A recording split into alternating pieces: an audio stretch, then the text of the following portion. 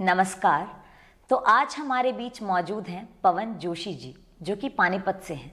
तो आइए इनसे बात करते हैं। नमस्कार पवन जोशी जी। नमस्कार मैम, राम राम सारे भाइयों ने। तो आप प्रोफेशनली पगड़ी बांधते हैं? जी मैडम। ये आपने कहाँ से सीखा? ये इसमें अगर देखा जाए तो मतलब दादाजी, नाना जी, और फिर उसके बाद मैं कॉलेज में पढ़ता था, CRS आर्ट कॉलेज में। यूथ फेस्टिवल में देख देख के बस उनको देखता गया और ये प्रोफेशन मतलब ये कलाकारी आती गई। और अब पहले तो हरियाणवी पगड़ी से शुरुआत की थी जी। अब फिलहाल का सीन ये है कि मैं हर तरह की पगड़ी बांध लेता हूँ। उसमें हरियाणवी, पंजाबी, महाराष्ट्री, गुजराती, क्षत्रिय, राजपूताना और अरबिक, मतलब हर तरह की पगड़ी बांध लेता हूँ। 6 सेकंड का मेरा रिकॉर्ड रहा है पूरे हरियाणा में हरियाणवी पगड़ी का। 6 सेकंड में मैं पगड़ी बांध के तैयार कर देता हूँ। और ये गीता जयंती महोत्सव जो कुरुक्षेत्र में है, वहाँ पे ये रिकॉर्ड मैंने कायम किया था। जी। तो आपने पगड़ी को बांधना ही अपना प्रोफेशन, अपना पेशा क्यों चुना? क्योंकि आजकल जो है बहुत कम लोग पगड़ी बंधवाते हैं, या बहुत कम लोग ऐसे हैं जिन्हें पगड़ी बांधनी आती है। मैम पहले बांधते थे पगड़ी, बीच में कुछ एक समय आया जो मतलब कुछ एक दौर आया जिसकी वजह से छूट गया। लेकिन अब धीरे धीरे ट्रेंडिंग में चल रहा है। जैसे हरियाणवी गाने हैं उनमें लगभग पगड़ी आती हैं। और अपने जैसे कॉलेज के यूथ फेस्टिवल हैं उसमें जैसे बच्चे देखते हैं भाई दूसरों को पगड़ी बांधते हुए। अब तो दौर ये है कि महिलाएं भी पगड़ी महिलाएं हैं जितनी, वो भी पगड़ियां बांधनी शुरू कर दी हैं उन्होंने भी। और जहाँ तक हमारा है कि हम जब तक जीवित रहेंगे इस संस्कृति को, ये हमारी इसको बचा के रखेंगे और बिखेरते रहेंगे, जितना हो सके उतना बिखेरेंगे। वो चाहे हरियाणवी हो, चाहे पंजाबी हो, चाहे राजस्थान में हो, ठीक है, हर तरह से मतलब अपना जो ये रंग है इनको ज़रूर बिखेरेंगे। जी। पवन जी, आपके लिए पगड़ी का महत्व क्या है? पगड़ी का महत्व मेरे लिए नहीं, ये सभी के लिए ही बता देता हूँ। पगड़ी हमारी आन बान शान है और एक इज्जत का प्रतीक होती है पगड़ी।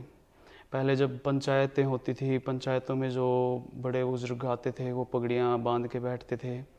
और जब जहाँ पे इज्जत का सवाल आता तो वो मतलब तो जैसे किसी को ये कह देते हैं कि भाई इसका हुक्का पानी बंद कर दो। हुक्का पानी बंद होने के बाद ना बंदे को मतलब उस आदमी को पगड़ी बांधने का कोई मतलब वो पगड़ी बांधने का नहीं रहता था, मतलब पगड़ी नहीं बांधी जाती थी उसको। वो पगड़ी जो है सर पे नहीं टेक सकता था अपने। एक इज्जत का प्रतीक। हाँ, इज्जत का प्रतीक मानते हैं, ठीक है। और आपने फिल्मों में भी देखा हो तो मतलब अपनी पगड़ी उतार के किसी के कदमों में रखना, वो एक ये है कि अपनी इज्जत सामने वाले को मतलब अर्पित कर देना। तो ये बहुत ही सम्मान का प्रतीक है पगड़ी। और कहा जाता है कि ये पगड़ी है जो भोले बाबा के मतलब भोले बाबा से शुरू हो रखी। वो अपनी जटाओं की पगड़ी बांधते थे। अपनी उसकी उनकी जटाएं इतनी लंबी थी, वो जटाओं की पगड़ी बांधते थे। तो वहाँ से इसकी शुरुआत है, मतलब पीढ़ी दर पीढ़ी आती रही। और हम अभी इस दौर पे हम लोगों पे आके अटक चुकी है। तो जो आजकल के युवा हैं, तो आप उन्हें क्या कहना चाहेंगे? मतलब अपने कल्चर के बारे में आप उन्हें क्या बताना चाहेंगे? जैसे कि आप भी एक युवा हैं और आप अपने कल्चर को समझते हैं, आप इसको बढ़ावा देना चाहते हैं, तो आप उन्हें क्या कहना चाहेंगे इस बारे में? मैं सभी युवा दर्शकों को, युवा जितने भी हैं मेरे भाई जुड़े हुए हैं, उनको सिर्फ यही कहना चाहूँगा कि अपनी संस्कृति को मत भूलो। जो हमारे बड़े बुजुर्ग हैं वो पगड़ी, धोती, कुर्ता ये बांधते थे, वो बहुत सुंदर लगते थे। और आप भी शुरुआत कीजिएगा, पगड़ी बांधिएगा, बंधवाइएगा, सीखिएगा, ठीक है।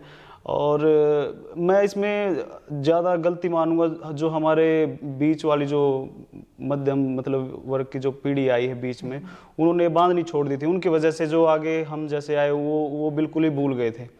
लेकिन कुछ एक कोशिशों की वजह से, जैसे हमारे कल्चरल डिपार्टमेंट हैं, उनकी वजह से ये चीज़ें दोबारा से उठने लगी, लोगों के बीच में जागृत हो गई, ठीक है।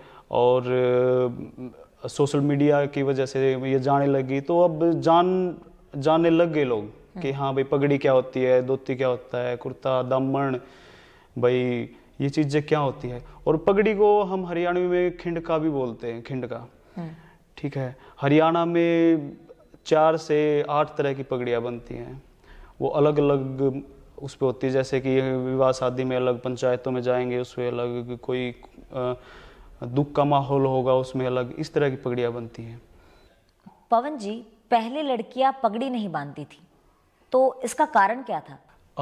पहले की बात तो मैम छोड़िए, खैर पहले तो जैसे चौपालें होती थी हमारी, लड़कियों को या औरतों को चौपाल में भी जाना अलाउ नहीं था, वो नहीं जा सकती थी, पंचायतों में नहीं जा सकती थी, इसको अपनी इज्जत के विरुद्ध माना जाता था। अब जैसे जैसे मतलब ये दौर चल रहा है, आधुनिक चल रहा है, उसके बाद क्या है कि लड़के लड़कियां सब एक समान हो गए, तो उसमें जब कंधे से कंधा मिला के लड़कियां चल रही हैं, तो मैं नहीं मानता इस चीज़ को कि लड़कियां पगड़ी नहीं बंधवा सकती, बंधवा सकती है। अगर लड़कियां हवाई जहाज उड़ा सकती हैं, लड़कियां पगड़ी भी बांध सकती हैं। अगर लड़कियां हमारे मंगल ग्रह, नासा, इतनी बड़ी बड़ी पोस्टें हैं, IAS IPS, ठीक है, और लड़की नहीं है तो कुछ नहीं है। हमारी माँ, हमारी दादी, वो भी तो लड़की जिनसे हम पैदा हुए हैं।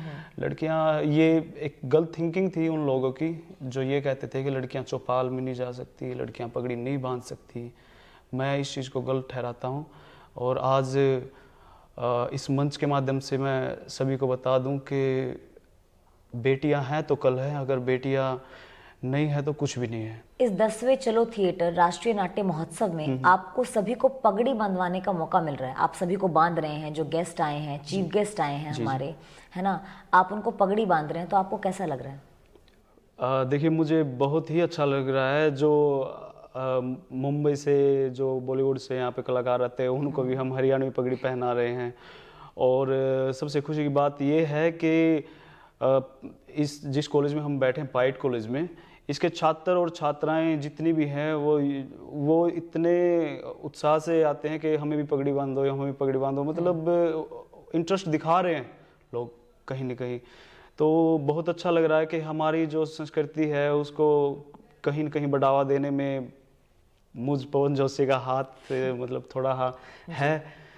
तो उसके लिए मैं धन्यवाद करना चाहूँगा रवि मोहन सर का और रासरंग कला मंच का। जी चलिए पवन जी, मैं चाहूंगी कि आपकी जो हाथों की कला है वो ऐसे ही बरकरार रहे, आप और ज्यादा से ज्यादा लोगों को पगड़ियां बांधे, और मुझे मौका मिलेगा तो मैं भी आपसे पगड़ी बंधवाना चाहूंगी। बिल्कुल बिल्कुल मैम, बिल्कुल। आपका हमें समय देने के लिए बहुत बहुत धन्यवाद। ओके मैम, बहुत शुक्रिया।